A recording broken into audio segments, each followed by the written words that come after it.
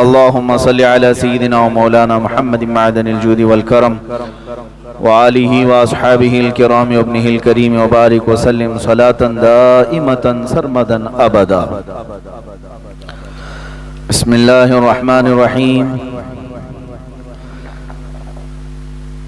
من كان يريد ثواب الدنيا فعند الله ثواب الدنيا والآخرة وكان الله سميعا بصيرا.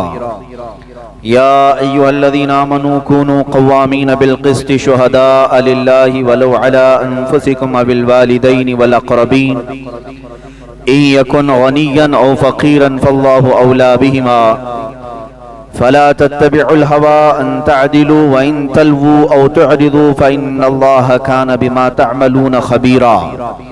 صدق الله مولانا العظيم. اے ایمان والو،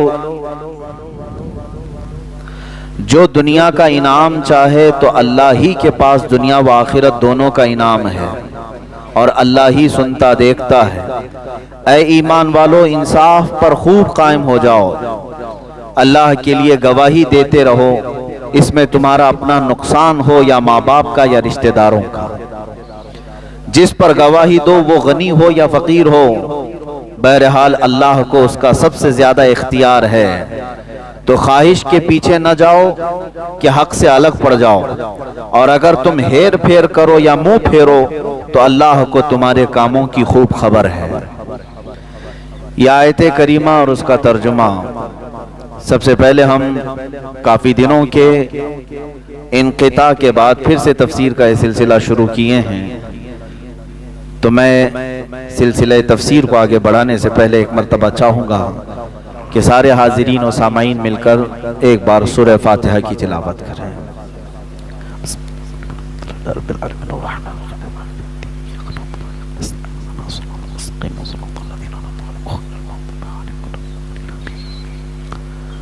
الہ العالمین، ستار العیوب، غفار الذنوب، قدیر و جبار خدا اس کے احسن کلام، اس کی مبارک کتاب کی آیات بینات ہمیں تلاوت کرنے، اس کا ترجمہ صحیح پڑھنے اور اس کی تفسیر صحیح کرنے اور سننے کی توفیق عطا فرمائے.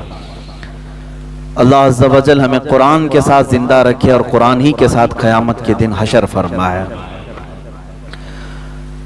آج جیسے کہ اعلان ہوا تھا، تفسیر قرآن جب تک میں آپ کے مجمع میں حاضر ہوں کرنے کی کوشش کروں گا. علماء کرام کا معاملہ یہ ہے کہ اللہ تعالیٰ نے ان کے رزق کو پوری روئے زمین پر پھیلا دیا ہے. جہاں ان کے دانے ہوتے وہ وہاں پہنچ جاتے ہیں. تو میں ایک چھوٹا سا طالب علم ہوں. اللہ تبارک و تعالیٰ پوری روئے زمین پر جہاں دانے بکھیرا ہے ہمارے، ہم وہاں پہنچ جاتے ہیں. آج آپ کے درمیان میں ہیں، کل ہو سکتا ہے کسی اور کے درمیان میں ہوں. یہ اللہ کا نظام ہے. بہرحال کوشش یہ کرتا ہوں کہ جب تک ہوں جہاں رہوں اللہ کے دین کا کام کروں، قرآن عظیم کے ساتھ رہوں، رسول کریم صلی اللہ تعالیٰ علیہ وسلم کے شریعت کا اتباع کروں. یہ کوشش رہتی ہے. اللہ اس پر ہمیں سب کو قائم رکھے. آج اعلان ہوا تھا کہ ذکر کی مجلس بھی ہے اور تفسیر بھی ہے. جس دن ذکر ہوتا ہے اس دن خصوصی تصوف پر ہمارا بیان بھی ہوتا ہے، لیکن آج ہم دونوں محفلوں کو ایک ساتھ جمع کرتے ہیں. اللہ تعالیٰ ذکر کی برکت سے ہماری تفسیر کا سلسلہ آگے بڑھائے اور تفسیر کی برکت سے اللہ ہمارے ذکر میں لذت عطا فرمائے. 2 آیتیں میں نے تلاوت کی.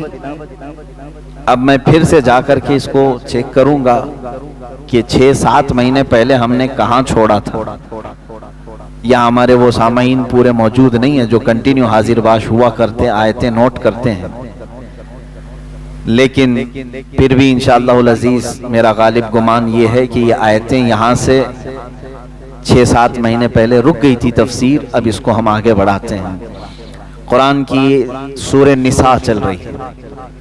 کون سی سورہ؟ نساء. سورہ نساء یہ چوتھی سورہ ہے قرآن پاک کی ترتیب کے اعتبار سے. سورہ فاتحہ، اس کے بعد سورہ بقرہ، اس کے بعد سورہ آل عمران، پھر چوتھے نمبر پر سورہ نساء. نساء کا لفظ ہی بتاتا ہے یہ عورتوں کو کہتے ہیں. نساء جو ہے عورتوں کو کہا جاتا ہے، پوری عورتوں کے نام سے ایک سورہ نساء ہے۔ رجال مردوں کو کہتے ہیں، رجال کے نام سے کوئی سورہ نہیں آئی۔ عورتوں کے احکامات کثیر ہیں، جس کی وجہ سے قرآن عظیم میں سورہ نساء کا ایک تذکرہ ملتا ہے۔ اللہ عز و جل یوں ارشاد فرماتا ہے، جو دنیا کا انعام چاہے تو اللہ ہی کے پاس دنیا و آخرت دونوں کا انعام ہے۔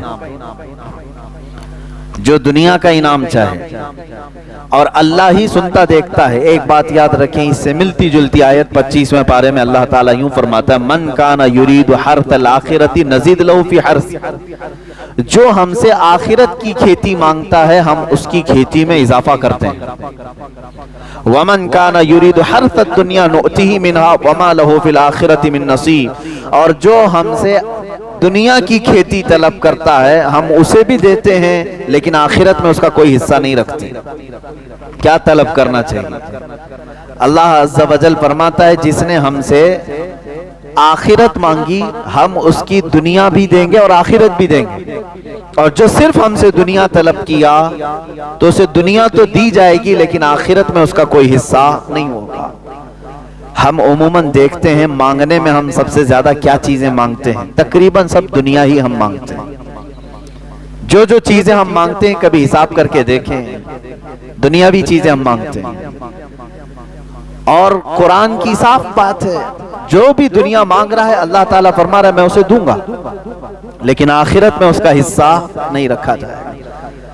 صحیح طریقہ مانگنے کا تو اللہ تعالیٰ نے خود سکھایا ہے، ربنا آتنا فی الدنیا حسنہ وفی الآخرۃ حسنہ، اے ہمارے رب دنیا میں بھی ہمیں اچھائیاں عطا کر اور آخرت میں بھی اچھائیاں عطا کر۔ کبھی اونلی ون دنیا کی چیزیں طلب کرنا، صرف اور صرف دنیا طلب کرنا، تو یہ مسلمان کو اور مومن کو زیب نہیں دیتا۔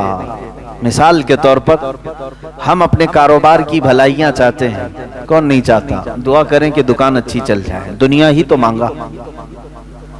آپ کہتے ہیں میرا گھر اچھا بن جائے، دنیا ہی تو مانگا۔ آپ یہ کہتے ہیں میرے پیسوں میں برکت ہو جائے، دعا کریں، دنیا ہی تو مانگا۔ اولاد نہیں ہے، اولاد کی دعا کر دیں، اولاد دنیا ہے۔ اچھی بیوی مل جائے، دنیا ہے۔ جائیداد مل جائے، دنیا ہے۔ یہ ساری چیزیں دنیا ہیں میرے عزیزوں۔ میں یہ نہیں کہتا کہ دنیا مانگنا ناجائز ہے، بلکہ مانگ سکتے ہیں آپ۔ خود میرے آقا صلی اللہ علیہ وسلم نے فرمایا خیر متاع الدنیا المرأة الصالحہ، دنیا کا سب سے بہترین سامان اگر کچھ ہے دنیا میں سے تو وہ نیک بیوی ہے۔ تم مانگ سکتے ہو دنیا میں، لیکن صرف دنیا کے اوپر ڈیپینڈ رہ جانا اور آخرت کبھی نہ طلب کرنا یہ احمق آدمی کی علامت ہے، بے وقوف ہے۔ وہ 4 دن کے لیے تو مانگ لیا اور لاکھوں کے سال کے لیے کچھ نہیں مانگا، جہاں اسے اتنی لمبے عرصے کی زندگی گزارنا ہے کہ جس کا اینڈ کوئی ہے ہی نہیں، آخرت۔ وہاں تو سورج بھی ختم ہو گیا، چاند بھی ختم ہو گیا، دن یہاں جو گنتے ہیں سورج کی وجہ سے گنتے ہیں، سورج ہی ختم ہو گئے، چاند ہی ختم ہو گئے، نہ دن ہو رہی ہے نہ رات۔ وہاں تو دنوں کا حساب بھی نہیں ہوگا، کتنے سال تک تمہیں رہنا ہے، اس کے لیے کبھی اتنا نہیں مانگا۔ یہ مختصر سی زندگی کے لیے مانگا، جو آج ہے پتہ نہیں کل بھی چلی جا سکتی ہے۔ ہم نے تو دیکھا ہے کہ صبح بات کی ہے اور شام میں ان کا لاشا قبرستان میں نہیں ملتا ہے، نہیں ہوتے، اچانک موتیں آئی، صبح ناشتہ کر کے نکلے ہوئے ہیں، شام میں ان کا جنازہ ان کے گھر سے نکلا ہوا ہے۔ کیا یہ حالات نہیں ہے؟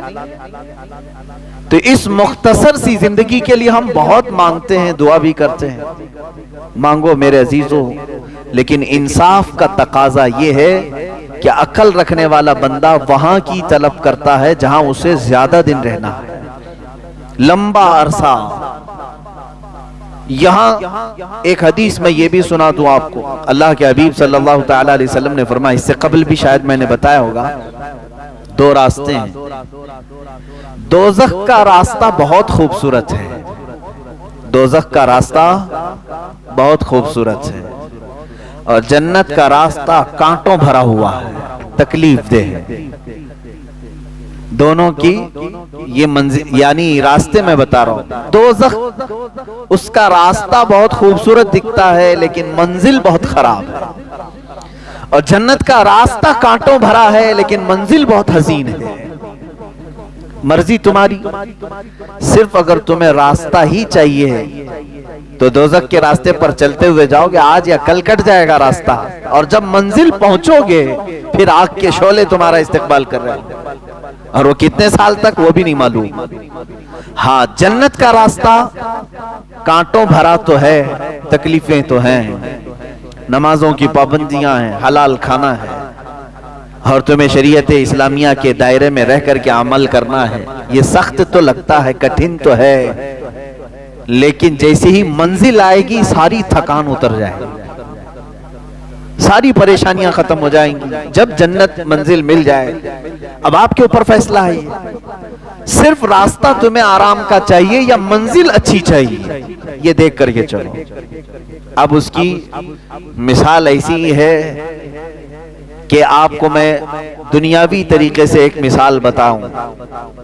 1 کلومیٹر کا ایک راستہ ہے, 2 راستے یہاں پر بنے ہوئے ہیں, 1 کلومیٹر کے 2 روڈ ہیں. ایک روڈ کنکریوں سے بھرا ہوا ہے, لیکن جہاں یہ روڈ اینڈ ہوتا ہے, ختم ہوتا ہے, ایک بہت ہی حسین باغیچہ ہے جس میں پھل ہیں, ندی ہیں, بہت ٹھنڈی ہوائیں ہیں, لیکن راستہ پورا کنکریوں سے بھرا ہوا ہے, 1 کلومیٹر چلنا ہے. ایک دوسرا راستہ ہے, بہت ہی اچھا راستہ ہے, کوئی کنکری نہیں, کوئی کانٹے نہیں, اچھا لگ رہا ہے, لیکن جہاں یہ ختم ہوتا ہے منزل بہت بھیانک ہے. وہاں سڑی ہوئی بدبوئیں آ رہی ہیں, کانٹے بکھرے ہوئے ہیں, اور لاشیں ہیں, بدبو بھری ہوئی ہے. مجھے بتاؤ عقل رکھنے والا کون سا راستہ اختیار کرے؟ وہ کنکریوں بھرا راستہ چننے والا عقل مند ہے, اس لیے کہ چلنا ہی تو ہے 1 کلومیٹر, اس کے بعد تو حسین باغیچہ میرا استقبال کر رہا ہے. اور بے وقوف وہ بندہ ہے جو صرف راستے کو دیکھا کہ یہ حسین لگ رہا ہے, آرام کا لگ رہا ہے, چل پڑا, لیکن منزل بہت ہی بھیانک پا لیا. سیم یہی مثال جنت اور دوزخ کی ہے. وہی اللہ تعالیٰ فرماتا ہے قرآن پاک میں, جس نے صرف ہم سے دنیا مانگی ہم اس کو دنیا دے دیں گے. کفار و مشرکین کو اللہ دنیا دیتا ہے, تمہیں بھی دے گا, لیکن آخرت میں تمہارا حصہ نہیں رکھا جائے گا. اور جس نے ہم سے آخرت مانگی, اللہ فرماتا ہے اسے دنیا میں برتنے کو بھی دیا جائے گا اور آخرت میں بھی دیا جائے گا. تو فائدے میں یہی رہیں گے. اسی لیے ہمیشہ ایک دعا یہ کرو, میں بہترین دعا آپ کو بتاتا ہوں جو اولیاء کاملین کی سب سے بڑی دعا تھی. کیا مانگنا چاہیے زندگی میں کیا مانگنا چاہیے؟ یعنی مانگنے کے لیے ہمارے پاس بہت ساری چیزیں ہیں. کیا مانگیں ہم؟ اپنے لیے گاڑیاں مانگیں, گھوڑے مانگیں, اولاد مانگیں, بیویاں مانگیں, بچے مانگیں, پراپرٹی, جائیداد, بادشاہ کا تخت, کیا چیز مانگنا چاہیں؟ اولیاء کاملین جو چیز مانگتے تھے وہ سب سے بڑی دعا یہ ہے, وہ یوں کہتے تھے کہ اے اللہ تو میرا ہو جا, بس تجھ سے تجھی کو مانگ کر مانگ لی ساری کائنات. اللہ رب العزت جس کا ہو جائے پھر بچا کیا؟ تو دعا ہمیشہ یہ کرو کہ اے اللہ تو میرا ہو جا, یعنی تو مجھ سے راضی ہو جا. اللہ رب العزت جس بندے سے راضی ہو جائے اسی کے متعلق تو کہا ہے شاعر نے, خودی کو کر بلند اتنا کہ ہر تقدیر سے پہلے خدا بندے سے خود پوچھے بتا تیری رضا کیا ہے. یہ وہ لوگ ہیں جن کے متعلق اللہ رب العزت اپنے خزانہ رحمت کو کھول دیتا ہے. قرآن میں ہے لہم ما یشاؤون فیہا, یہ وہ بندے ہیں جو چاہ لیں اللہ ان کے لیے رکھا ہے, جو وہ چاہ لیں اللہ ان کے لیے رکھا ہے. وَلَدَيْنَا مَزِيدٌ, اور اللہ فرماتا ہمارے پاس اس سے بھی زیادہ ہے جتنا وہ چاہتے ہیں. لیکن یہ اولیاء کاملین پوری زندگی اس طرح کی گزارتے رہ گئے کہ دنیا میں سے صرف اتنی چیزیں لی جتنا زندگی گزارنے کے لیے کافی تھی, باقی سب وہ مانگتے رہے اللہ ہی کو, مانگتے رہے اللہ ہی کو. ایک بہت ہی مقدس جماعت قیامت کے دن جنت میں جانے والوں کی 2-3 کیٹیگریز ہوں گی. جنت میں جانے والوں کی 3 जमातें बख्शे जा चुके हैं, हिसाब किताब हो चुका है, जन्नत का फरमान आ चुका है। एक जमात ऐसी होगी, अल्लाह ताला उनसे फरमाता है, ए मेरे बंदो तुम पर जन्नत हो गई, तुम्हें जन्नत में भेजा जा रहा है, तुम इबादतों में पूरे कंप्लीट थे, बताओ क्यों इबादत करते थे, जन्नत तक कैसे पहुंच गए। वो कहते हैं, ए अल्लाह हमें जन्नत की नियामतें जब से हमने सुना था बड़ा लगाव था कि उस जन्नत में जाए। ये भी मोमिन की शान है, जन्नत में जाने की ख्वाहिश रखना चाहिए। जन्नत तेरी बड़ी हसीन और जमील है, हमने कुरान में पढ़ा, हदीस में पढ़ा, इसलिए उसमें दाखिल होने के लिए खूब जुस्तजू करते थे, कोई नमाज ना छूटने पाए, हर गुनाह से बचते रहे। अल्लाह ताला फरमाता है, ठीक है तुमने अच्छा किया और तुम्हारे लिए जन्नत हो गई, जिसकी तलब में पूरी जिंदगी मेहनत करते थे वो चीज तुम्हें मिल गई। एक जमात गई जन्नत में, दूसरी जमात है, उनसे पूछा रब ताला ने, तुम क्यों इबादत करते थे। वो कहते, मौला तेरी दोज़ख से डर बहुत लगता था, हमने जब कुरान में पढ़ा या हदीस से सुना कि दोज़ख के अज़ाबात इतने सख्त तरीन हैं कि उसको बंदा नहीं संभाल सकता, तो हमें डर बहुत लगता था। उस डर की वजह से हम इबादतों की पाबंदी करते थे और कोई गुनाह होने नहीं देते थे, नेकियां करते रहे। अल्लाह ताला फरमाता है, जाओ मेरे बंदो, जहन्नम के खौफ से तो तुम इबादत गुजार तो रहे, तुम्हारे लिए भी जन्नत है। तीसरी एक जमात थी मुखलिसीन की जमात, इनसे रब ताला फरमाता है, तुम क्यों इबादत करते थे, तुम्हारे लिए भी जन्नत का परवाना आज सुना दिया गया है, तुम क्यों इबादत करते थे। वो कहते हैं, ए मौला हमें न जन्नत की ख्वाहिश थी और न हमें दोज़ख के मुतालिक कोई फिक्र थी, हम तो सिर्फ इसलिए इबादत करते थे कि तू हमसे राजी हो जा, हम तुझको चाहते थे, तेरा फरमान था और हम उस पर अमल करते थे, बस हम जन्नत की तलब में या दोज़ख के खौफ से नहीं, ऐ अल्लाह हम खालिस तेरे लिए करते थे। रब ताला फरमाता है कि ऐ बंदो मैं तुमसे राजी हो गया, जाओ जन्नत में, लेकिन वो जन्नत में नहीं जा रहे होंगे।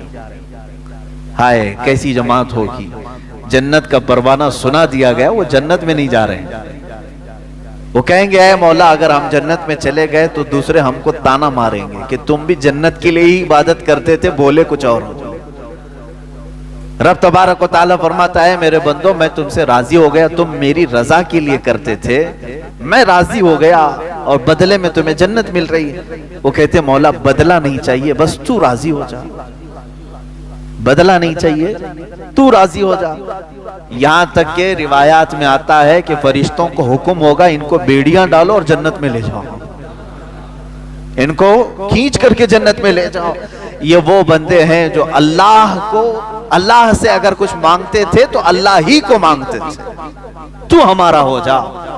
मेरे अजीजों, आज के इस आयत करीमा से भी यही सीखो कि मांगने के लिए हजारों चीजें तुम्हारे पास हैं, अक्लमंद बंदा वो है जो अल्लाह से अल्लाह ही को मांग ले, ऐ अल्लाह तू मेरा हो जा। और हमने बुजुर्गाने दीन की जिंदगियों में देखा है, बल्कि हदीस आपको मैं बता दूं, अल्लाह के हबीब सल्लल्लाहु तआला अलैहि वसल्लम ने इरशाद फरमाया, मन कान लिल्लाहि कान अल्लाहु लहू, जो अल्लाह का हो गया अल्लाह उसका हो गया। यहां तक कि हदीस कुदसी है, ये हदीस कुदसी कहते हैं फरमान अल्लाह का है, जुबान नबी कौनैन की है सल्लल्लाहु अलैहि वसल्लम। हुजूर सल्लल्लाहु अलैहि वसल्लम ने बयान किया, लेकिन वो कलमे अल्लाह के।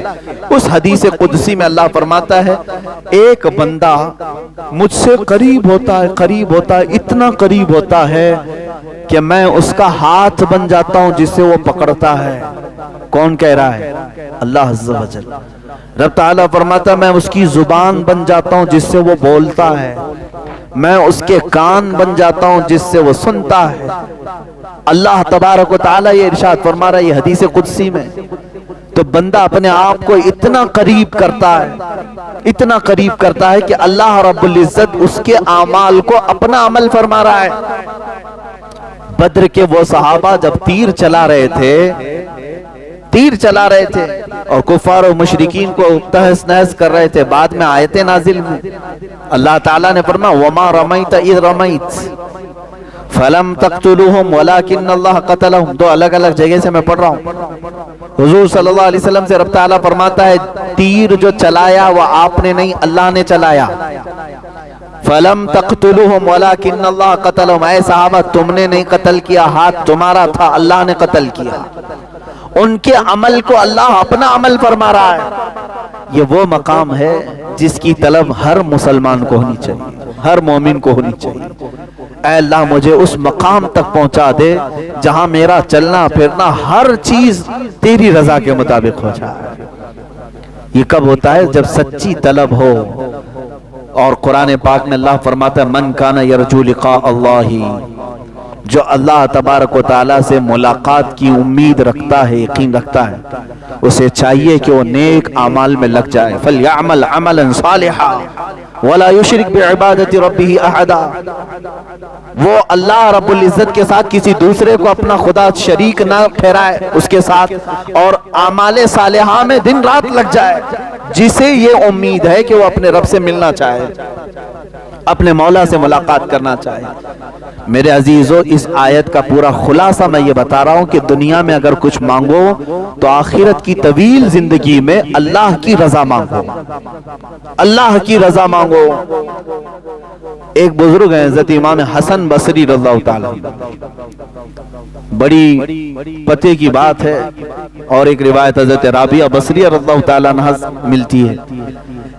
ایک صاحب آئے اور ان سے کہا کہ ہمارے لیے دعا کر دیں، غالباً حضرت رابعہ سے کہا کیا دعا کروں؟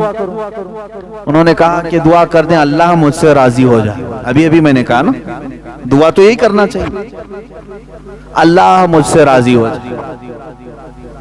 تو بھڑک گئی، کہا یہ دعا کروا رہے ہو مجھ سے اللہ تجھ سے راضی ہو جائے؟ میں دعا تو کروں گی لیکن پہلے یہ بتا کیا تو بھی اللہ سے راضی ہے؟ کیا تو بھی اللہ سے راضی ہے؟ تو وہ ڈر گئے، انہوں نے کہا کہ ماں بھلا بندہ بھی کوئی اللہ سے ناراض ہوتا ہے؟ کون ہے وہ؟ کس کی مجال ہے، کس کی جرت ہے کہ وہ اللہ سے ناراض ہے؟ انہوں نے کہا لاکھوں بندے ہیں۔ کہا کیسے؟ کہا یہ ناراضگی کی علامت نہیں ہے کہ جب وہ موسم گرمی کا دیتا ہے تو کہتے ہائے کیسی گرمی ہے، برداشت سے باہر ہو گئی، جبکہ وہ مولا کہہ رہا ہے میں کسی کو اس کی طاقت سے زیادہ کوئی چیز ڈالتا نہیں۔ اگر تم اس کی یہ تمام قدرت سے راضی ہوتے تو اس کے موسموں کی شکایت نہیں کرتے۔ ایک بزرگ چلتے پھرتے راستے میں انہوں نے صرف اتنا کہہ دیا تھا، بارش آ رہی تھی، ارے یہ کیسے بے موسم کی بارش آئی؟ کبھی ہوتا ہے گرمیوں کے دنوں میں بارش آئی، غیب سے انہیں ندا آئی کہ اے بندے کیا اب تو فیصلہ کرے گا کہ بارش کب ہونا چاہیے اور کب نہیں ہونا چاہیے؟ وہ اتنا روئے کہ تقریباً 40 سال تک انہوں نے اپنا چہرہ آسمان کی طرف نہیں کیا۔ حقیقت میں میرے عزیزو آج اللہ کی رضا ہم چاہ تو رہے ہیں، لیکن کبھی ہم نے یہ سوچا میں بھی اس کے ہر چیز سے راضی ہوں؟ وہ بندہ راضی ہے جو اس کی دی ہوئے انعامات پر بھی خوش ہے اور اس کے دی ہوئے مصیبتوں پر بھی خوش ہے۔ لیکن یہاں ہوتا نہیں ہے، بندہ مصیبتوں پر ناشکری کرتا ہے اور انعامات پر اسے بھول جاتا ہے۔ انعامات ملتے ہیں، خوشیاں آتی ہیں، کہتا میں نے کمایا، کبھی یہ نہیں کہتا ھذا من فضل ربی، یہ میرے رب کے فضل سے ہے۔ عزیزان گرامی، اللہ کی رضا مانگو لیکن خود کو پہلے اللہ سے راضی کرو، یعنی اپنے آپ کے دل کو بھی راضی کرو کہ جو کچھ بھی دنیا میں ہوگا وہ میرے مولا کی مرضی سے ہوگا۔ خاص طور پر عورتوں میں یہ ناراضگی اللہ تبارک و تعالیٰ کے متعلق بہت ملتی ہے۔ تم ناراض ہوگے اللہ تعالیٰ سے تو اس کا کچھ نہیں بگاڑ سکو گے، تمہاری دنیا بھی تباہ ہے اور آخرت بھی تباہ ہے۔ تم بندے ہو، اللہ سے ناراض ہونا یہی نہیں کہ اس کو صرف گالیاں دینا، بلکہ بہت ساری چیزوں کو برداشت نہ کرنا یہ بھی اللہ سے ناراضگی کی علامت ہے جو تمہارے ساتھ۔